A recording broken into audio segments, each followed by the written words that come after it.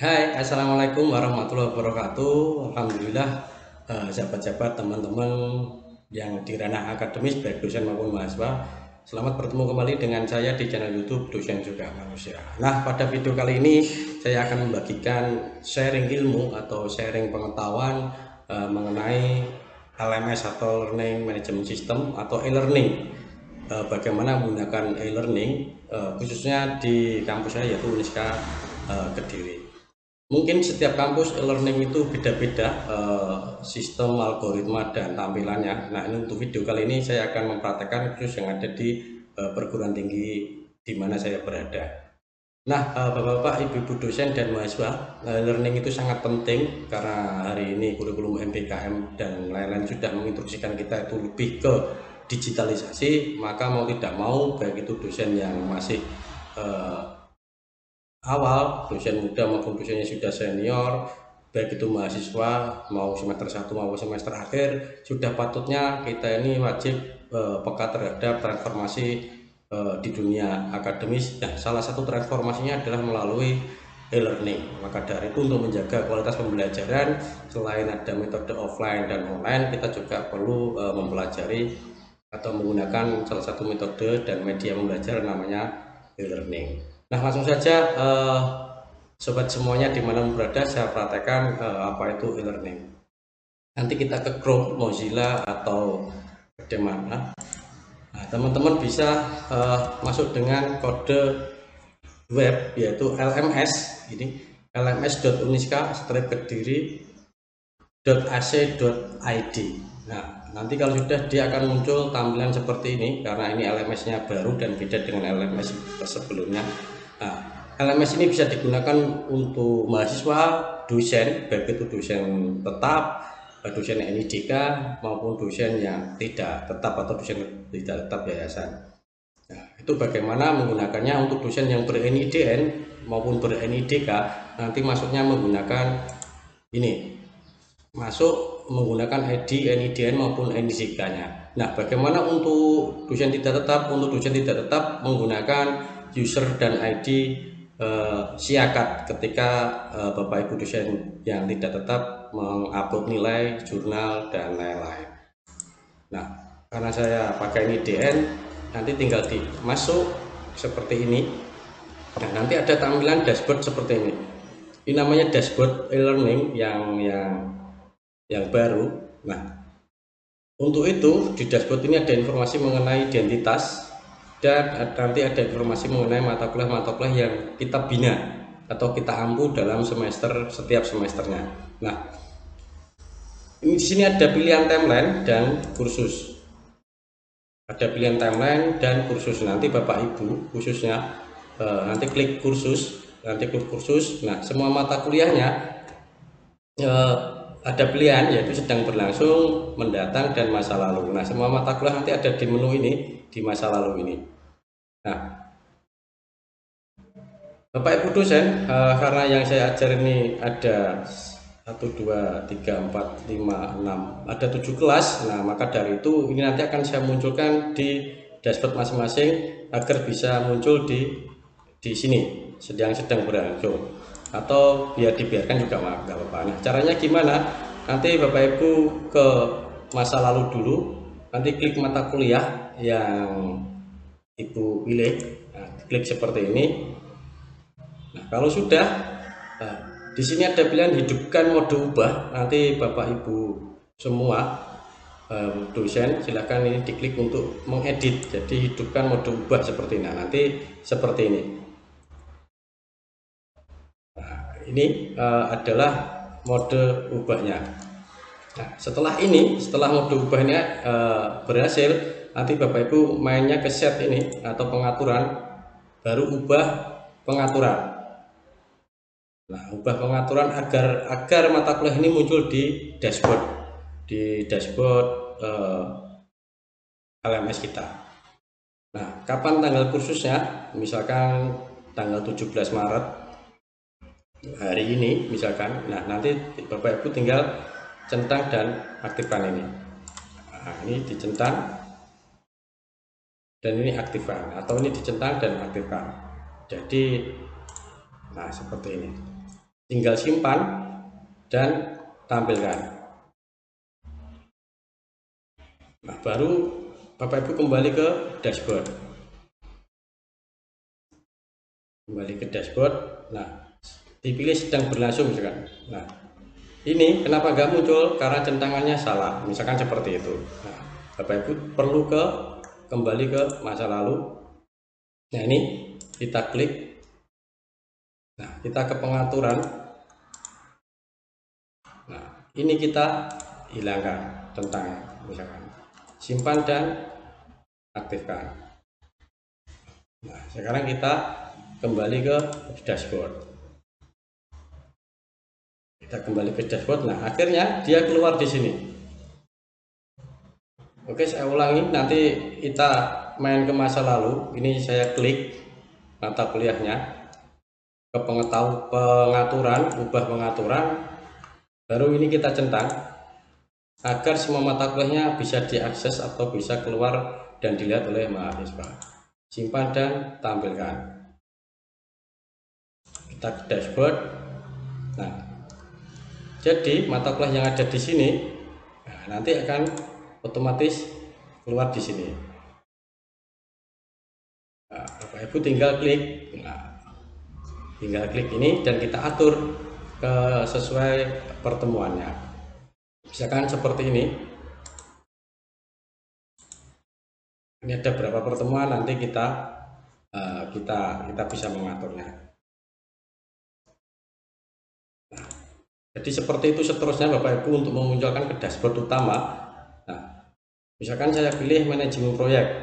Nah, ini ada beberapa pertemuan yang akan muncul. Nah, ini sudah saya atur. Nah, bagaimana kalau mata kuliah yang belum diatur? Nah, ini tinggal diklik Bapak Ibu. Bapak Ibu tinggal diklik, kita tunggu, lalu kita tambah ini. Tambahkan pekan untuk menambah pekannya. Ada berapa pekan misalkan? Dalam satu pertemuan itu ada 16 pertemuan plus UTS dan UAS, maka ini kita ganti menjadi 16. Kita tinggal tambah pekan. Nah, nanti akan muncullah pekan-pekan atau minggu, setiap minggu pertemuannya. Nah, seperti ini. Nah, ini ada tanggalnya, ini bisa diedit atau bisa dirubah. Untuk pertemuan pertama misalkan ini saya ubah seperti ini. Nah, atau bisa saya ubah seperti ubah pekan misalkan. Nah, ubah pekan. Namanya kita ganti misalkan pertemuan pertama. Custom pertemuan 1 misalkan. Penjelasan materinya misalkan dasar metode kualitatif. Simpan perubahan. Nah, ini nanti akan muncul simpan perubahannya akan seperti ini. Nah, bagaimana tutorialnya untuk memasukkan materi, menjalankan LMS. Nah, Bapak Ibu tinggal memasukkan seperti ini. Kita cek dulu yang sebelum Bapak Ibu memasukkan materi dan yang lain. Bapak Ibu perlu mengecek pesertanya siapa saja. Nah, maka dari itu Bapak Ibu saya sarankan juga membuka siakat di menu perkuliahan dan presensi. Kita samakan metode kualitatif kelas A2, berarti saya pilih kualitatif A2. Kita edit. Nah, fungsinya apa Bapak Ibu? Jadi untuk mengecek pesertanya ini apakah sudah masuk terinclude semua. Di sini ada 24 peserta, jadi 25 peserta beserta dosennya. Jadi Bapak Ibu tinggal ngecek ke sini peserta. Kita cek dulu pesertanya apakah benar ada 25. Nah, di siakat itu ada 24. Di sini 25 beserta dosennya. Jadi ini sudah tepat. Nah, bagaimana kalau yang belum tepat? Yang belum tepat nanti Bapak Ibu bisa masuk ke, saya ulangi, Bapak Ibu bisa masuk ke menu peserta ini. Bisa masuk ke menu peserta. Lantas Bapak Ibu bisa menambahkannya. Di manakah letak penambahannya? Misalkan di sini di siakat ini ada 24 peserta, tapi di sini cuma ada 23 kurang 1. Nah, nanti penambahannya ada di pengatur. Nah, nanti Bapak Ibu Kalau pesertanya belum lengkap, misalkan ada 24 mahasiswa, namun pesertanya masih 23 dan belum masuk ke sini, Bapak Ibu bisa mencari di pengguna pendaftar seperti ini. Daftarkan pengguna. Nah, ini ada muncul pilihan daftarkan pengguna misalkan. Daftarkan pengguna. Bapak Ibu bisa mencari namanya secara searching. Nah, misalkan saya cari namanya Nancy belum masuk, misalkan. Ada nggak dia? Nah, tinggal kita daftarkan, lalu dia akan muncul secara otomatis di peserta kita seperti ini. Baru didaftarkan pengguna. Jadi itulah fungsinya, kita cross check dulu ke pesertanya. Nanti kembali lagi. Nah, itu untuk mau cross check peserta. Nah, bagaimana memasukkan materi dan lain-lain? Nanti Bapak Ibu, ini pertemuan pertama misalkan, bisa ke sini tambahkan kegiatan. Nah, di sini banyak kegiatan, mulai forum basis data eksternal. Nah, misalkan Bapak Ibu ingin menambahkan kehadiran mahasiswa, Bapak Ibu tinggal pilih kehadiran. Di sini ada hadir, absen, terlambat, atau dimaafkan. Tinggal ditambahkan, tinggal klik tambahkan. Nah, ini kita namai absen pertemuan pertama misalkan.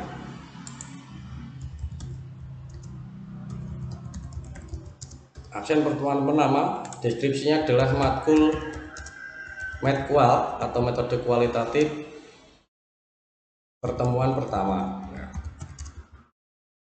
Seperti ini. Nah, jadi tinggal simpan dan tampilkan.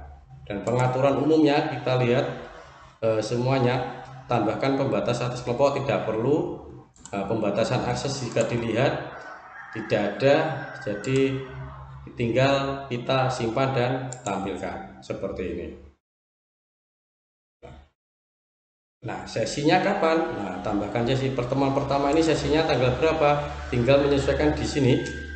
Misalkan tanggal 21 atau tanggal 15 nanti bisa, misalkan kalau hari ini ya kita set hari ini. Jadi seperti itu Bapak Ibu. Nah, itu untuk mengatur pertemuannya atau absensinya. Nah, bagaimana kita mengupload file materi? Nanti Bapak Ibu bisa kembali ke kode nomor ini atau ke dashboardnya. Saya langsung ke sini misalkan. Nah, seperti ini absen, nanti mahasiswa bisa melihat. Sekarang kita tambahkan materinya misalkan. Kita tambahkan materinya, bisa berkas, bisa buku, bisa atau upload folder, satu folder. Atau ketika kita memberikan materi lewat channel YouTube, lewat Google Drive dan lain-lain, kita bisa mengangkatnya lewat URL seperti ini. Nah, kalau Bapak Ibu ingin PPT dan lain-lain lewatnya berkas ini, jadi tambahkan. Nah, seperti ini. Namanya adalah materi pertama. Materi pertama deskripsinya adalah dasar METQUAL. Tidak usah dicentang. Nah, Bapak Ibu tinggal upload file atau bisa dicari lewat sini atau di Kopas atau bisa scroll. Nah, seperti ini. Atau Bapak Ibu bisa klik yang tengah ini, pilih file. Nah, pilih file, bisa cari filenya di mana, Bapak Ibu menyimpannya terserah.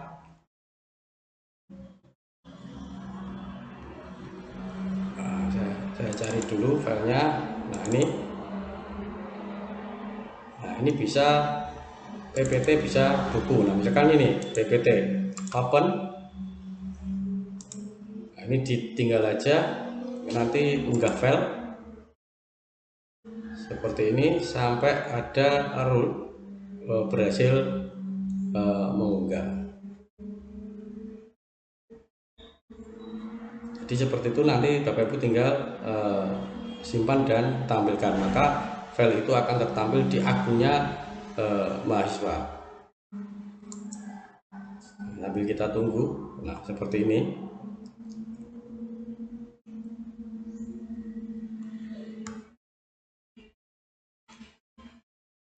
Nah, ini ada batas maksimal ukurannya yaitu 2 MB. Jadi Bapak Ibu diwajibkan untuk kurang dari 2 MB seperti ini.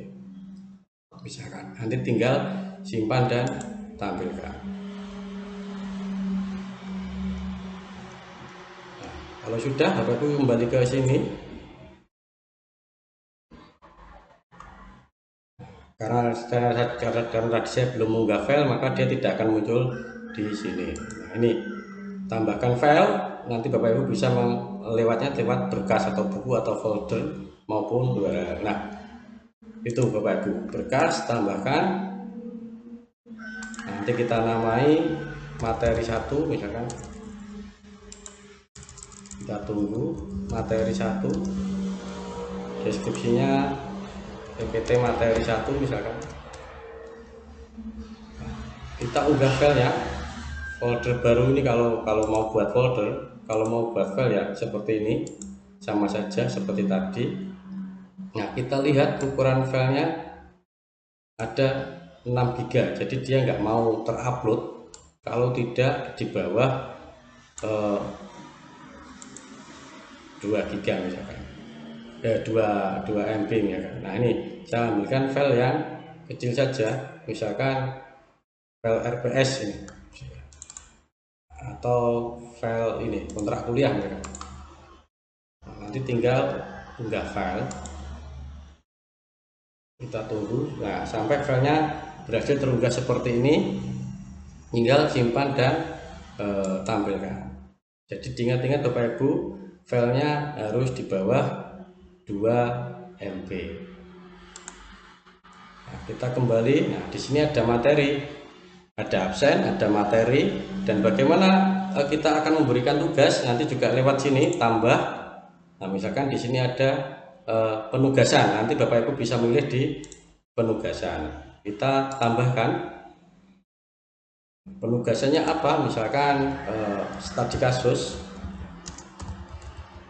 Nah, misalkan studi kasus, deskripsinya adalah karena saya mata kuliahnya Medpen, jadi analisis kritik jurnal seperti ini. Nah, Bapak Ibu bisa mengunggah berkas, bisa mengunggah berkas, atau Bapak Ibu bisa membuatnya lewat jenis pengirim, bisa berkas atau bisa teks misalkan. Nah, kalau teks berarti Bapak Ibu siap-siap menulis teksnya. Karena saya soalnya berupa berkas soal, dan nanti sama nguploadnya yaitu berupa soal atau pertanyaan-pertanyaan diskusi lewat file. Dan diingat-ingat lagi, filenya maksimum 2 MB. Jadi seperti itu Bapak Ibu, bagaimana menggunakan LMS di Uniska atau di kampus kita di perguruan tinggi. Nah, bagaimana untuk ngecek? Nah, untuk ngecek nanti seperti ini. Nah, ini khusus untuk pertemuan 1. Nanti untuk pertemuan kedua sama saja, bisa kita ubah menunya di menu ubah pekan ini kita tampilkan. Nah, bagaimana untuk ketika kita menggunakan LMS ini untuk diskusi atau untuk apa ya namanya, umpan balik, nanti Bapak Ibu dosen bisa masuk ke sini ke umpan balik. Nah, ini adalah aktivitas untuk kita umpan balik dengan mahasiswa atau peserta didik kita. Nanti tambahkan. Ya, metode ini adalah metode online, jadi nanti bisa umpan balik, deskripsinya apa kita tulis, lalu bisa kita lempar. Berikut ketika Bapak Ibu ingin menuliskan sebuah pertanyaan teks di sini, misalkan umpan balik seperti ini tugas. Nah, seperti ini.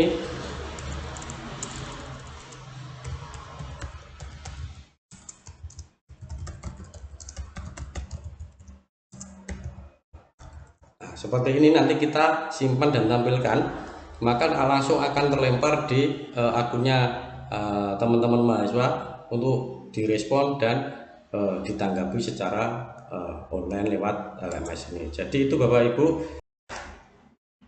Nah, jadi itu Bapak Ibu LMS-nya untuk menambahkan kegiatan yang umpan pelik tadi seperti itu, tambahkan dan simpan, lalu dia akan muncul di dashboard ini.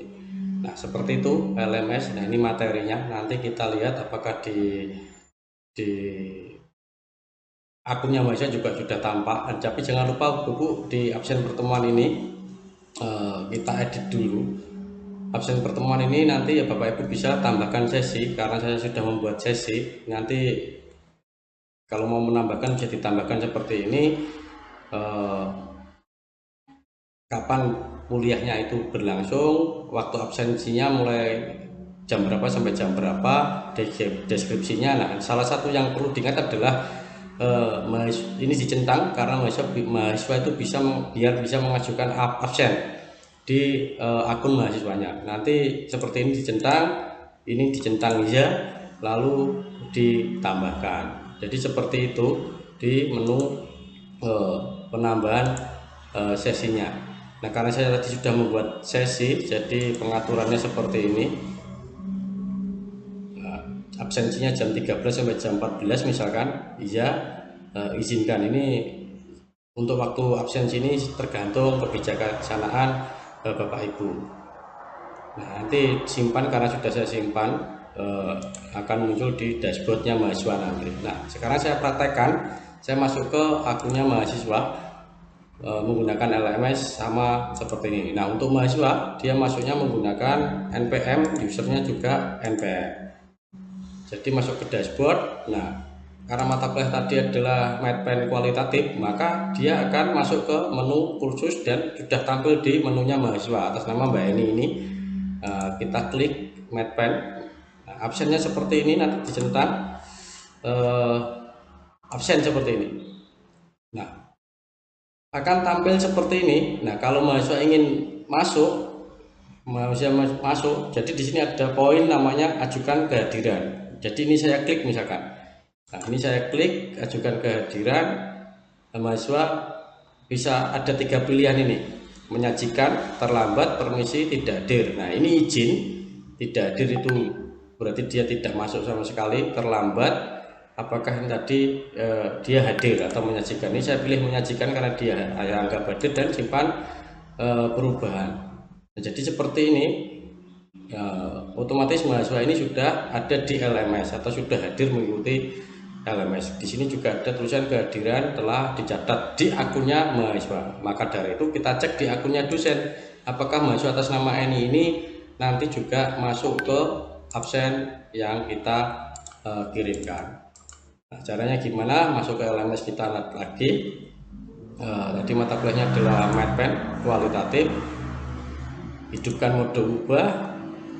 Nah, kita cek absennya. Nah, ngeceknya di mana? Ngeceknya di laporan ini. Tadi ada atas nama Mbak Eni. Nah, ini di sini ada tertulis 1. P ini berarti dia penyaji atau dia hadir. L ini terlambat, E ini izin, dan A ini absen. Artinya Mbak Eni ini sudah hadir mengikuti perkuliahan. Jadi itu Bapak Ibu, LMS sangat singkat, padat, semoga membantu bagaimana mahasiswa juga bisa termudahkan. Nah, itu cara mengecek absensinya mahasiswa. Saya kembali ke akunnya mahasiswa lagi, dan bagaimana mendownload materi. Karena yang saya kirim tadi adalah kontrak kuliah berupa materi Word atau PDF. Nah, ini akunnya mahasiswa atas nama Mbak ini tadi. Saya klik. Nah, di sini ada absen. Nah, mahasiswa kalau mengklik ini, nah di sini ada materi. Ini kalau diklik, materi itu otomatis akan terdownload di sini, karena yang saya masukkan tadi adalah kontrak kuliah. Akan terdownload dan akan bisa dipelajari. Begitu pula jika di sini ada isinya tugas, isinya link YouTube atau link URL yang Bapak Ibu tambahkan di menu pertemuan, itu otomatis nanti akan terakses di dashboardnya mahasiswa. Jadi itu sekilas tentang e-learning, singkat, padat, semoga memudahkan Bapak Ibu dan mahasiswa yang ada di perguruan tinggi khususnya UNISKA Kediri. Semoga bermanfaat, ilmunya barokah, dan saya doakan dimudahkan segala urusannya. Wallahul muwaffiq ila aqwamit thoriq. Wassalamualaikum warahmatullahi wabarakatuh.